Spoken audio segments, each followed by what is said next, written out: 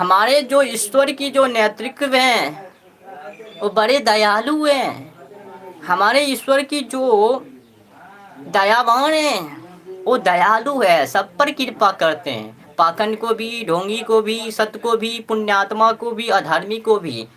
क्योंकि ईश्वर ने जो जिसको बनाए हैं उसको अवश्य ही ध्यान देते हैं। आपके पुण्यों के कारण ईश्वर आपको कुछ नहीं करते हैं। क्यों नहीं करते हैं? क्योंकि भगवान ने आपको जो उम्र दिए हैं वो उम्र को लाज रखते हैं। उम्र के बाद तो कुटाई तो लगेगी ही, पिटाई तो लगे ही, कष्ट तो वो भोगना तो पड़ेगा ही। अगर हम अग्नि के अंदर अपने उंगली को डाल देंगे, अगर हम अपने उंगली को अग्नि के अंदर डाल देंगे, अब अग्नि के कहो ना अग्नि, तो ना अग्नि माने वाले नहीं अग्नि, आपको उंगली को जलाकर ही रहेंगे वो अग्नि।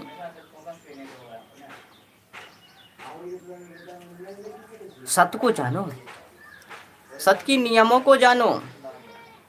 कई लोग क्या करते हैं, वितर्क को, शब्दों को तर्क में जोड़ना शुरू कर देते हैं। अब जुआ खेल रहे हैं, वहां पर कहते हैं भगवान भगवान पत्ती लग जाएं। अब उसको भगवान पत्ती लगाएंगे मूर्खों को।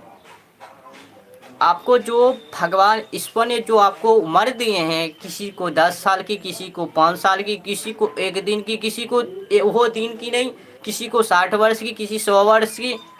अब उसको आपको जैसे प्रयोग करना है कर लो।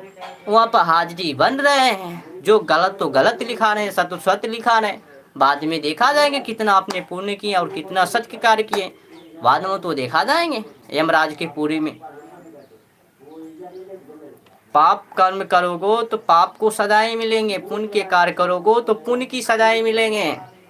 ये मत समझ लियो कि हमने पाप कर लिए हैं, अगर पुण्य कर लिए हैं तो पाप क्या नष्ट हो जाएंगे? वो कभी नष्ट होने वाले, वो आपको खाता में ऐड हो जाएंगे, वहाँ पर हिसाब होंगे, किताब होंगे, जो शेष बचेंगे उसके अनुसार निर्धारित किए जाएंगे।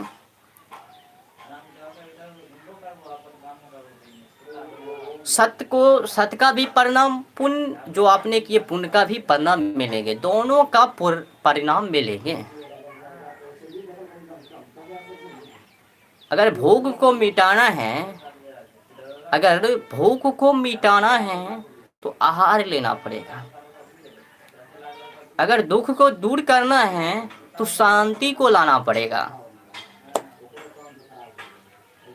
अगर सत्य को जानना है तो संघर्ष करना पड़ेगा।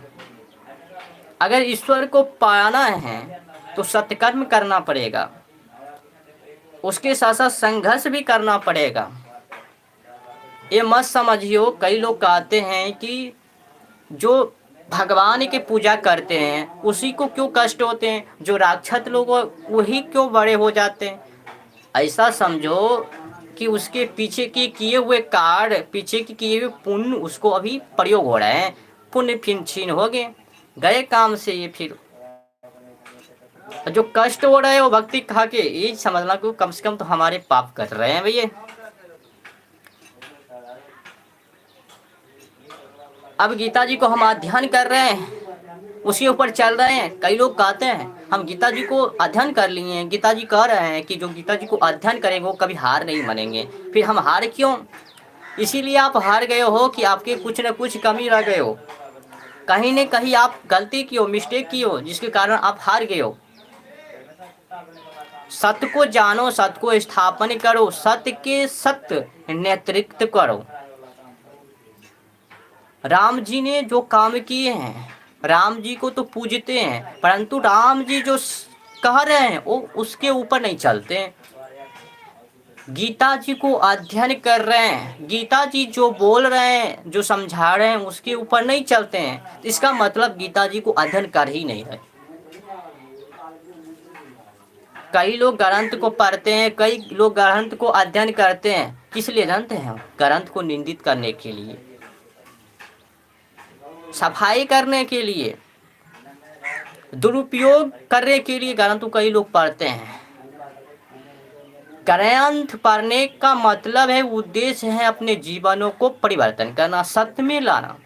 अगर सत्य में आपका जीवन नहीं जा रहा है तो फिर समझ सकते हो कि आपका जो